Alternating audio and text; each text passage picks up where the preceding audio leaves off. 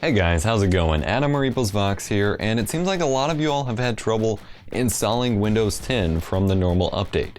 I myself had never actually received the notification saying, hey, it's ready to install.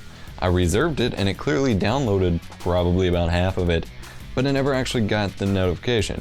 But I still had a very flawless installation process once I figured out what I needed to do. So how did I install it? I'm gonna walk you through that right now. So I actually used the Windows 10 installation media creation tool, and you've probably heard this before, but I did it a bit differently because just installing it from that tool didn't actually work for me. Instead, what I had to do was I had to tell it to create installation media for another computer. And I put in a 32 gig flash drive and had it create that flash drive as the installation media.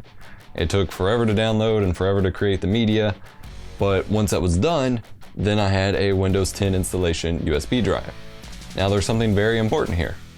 A, do not boot from that USB drive. If you try to boot from it and install from there, you're going to need a Windows 10 installation key.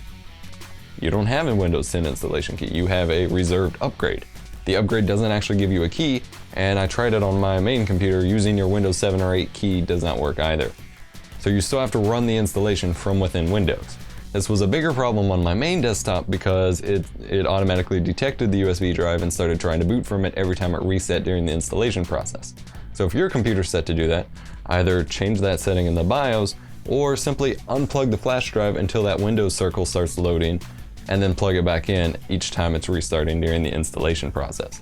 On my fiance's computer, that ended up not being a problem because it wasn't booting from the flash drive automatically. So tell it to create the installation media, choose your flash drive and install it to the flash drive, then start the installation process. Now you are going to need a fair amount of space on your computer, on your C operating system drive.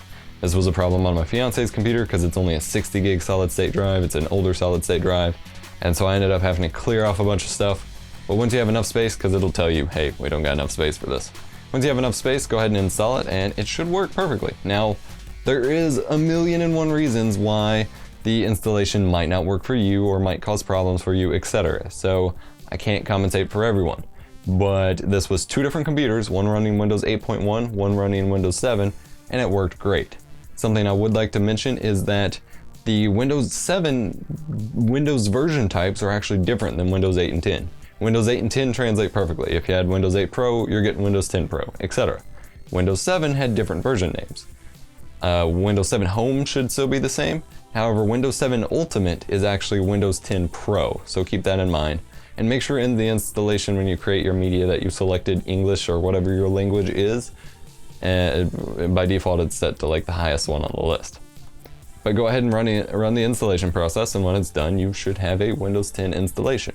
Now make sure you do all the other steps I've put in my video in the description below of the top 5 things you should do after reinstalling or upgrading to Windows 10. There's a lot of things that you need to do after installing it. It's not going to be flawless, but I actually found that Windows 7 was an easier upgrade process, as a lot more of my programs and their settings ended up staying there when I upgraded from 7 to 10. Whereas when I upgraded from 8 to 10, I had to kind of reconfigure some of my programs and reactivate them. It was kind of strange. Hope this video was helpful to you. Be sure to like, comment, and subscribe.